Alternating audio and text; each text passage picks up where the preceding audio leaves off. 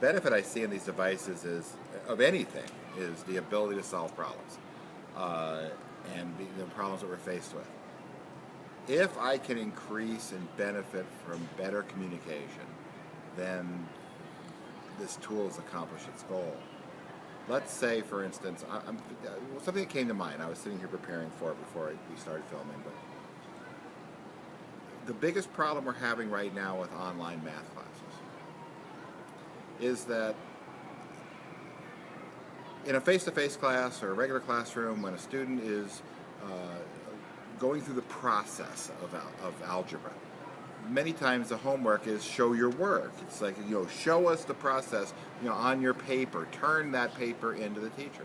In an online environment, that's very difficult to do. Last summer, in our virtual summer school, we had students take pictures of their papers, make a JPEG of it, and send it in, upload the picture to their teacher. That was a nightmare. It's causing great overload. There's so many variations in the whole screen capture and picture taking capability that it was a nightmare to support. We're thinking that's a problem. Math classes can't be ideal online, and they should be, because math is logical. It's something that we should be going through learning process. It should be something that would work extremely well online. But computers don't have certain functionality, and one of them is doing handwritten work, being able to do that. We have tools like LaTeX and I forget the other textual math symbol type programming language, where students can learn a certain type of programming language to write different symbols down so they can show their work that way. But then we spend a lot of time learning a particular tool that's only used for that purpose. It makes no sense. Now enter an iPad. There's a program here called Noterize. And with Noterize, I can actually, let me see, I'm left-handed, so this might be harder for me to do. But with Noterize, I can actually show my work so that if I wanted to write something, I can actually do it right here, just like I'm doing it on a piece of paper.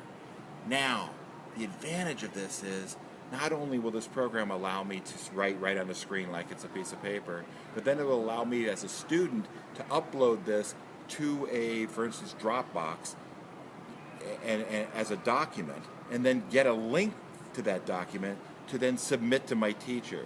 So in essence, the document's not changing hands, but I'm giving access to it, and all of a sudden, in a lightweight world where I'm worried about bandwidth and exchanging things, we can actually get this ideas exchange. I can demonstrate my concepts and my work and my process to the teacher, and the teacher can actually have access to it.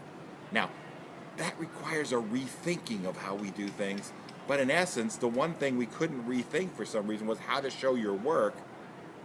This tool will adapt now even better than a laptop, because on a laptop, I can't do this. If I'm going to do online algebra instruction with a laptop, I can't do this.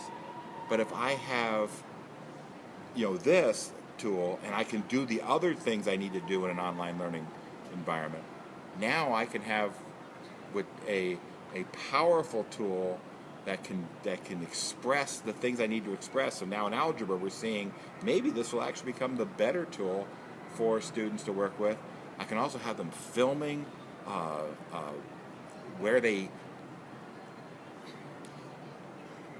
they see these concepts in the real world. So if they're here at Disneyland and they want to show an example of an algebraic or a geometric function, they can take a picture of that and actually explain that right on film and give that to their teacher. They can annotate and draw over the top of that picture to illustrate their work and understanding of certain tools. It's almost unlimited based on the creativity of both the teacher that's packaging the learning and the student that's experiencing that and sharing that with their colleagues.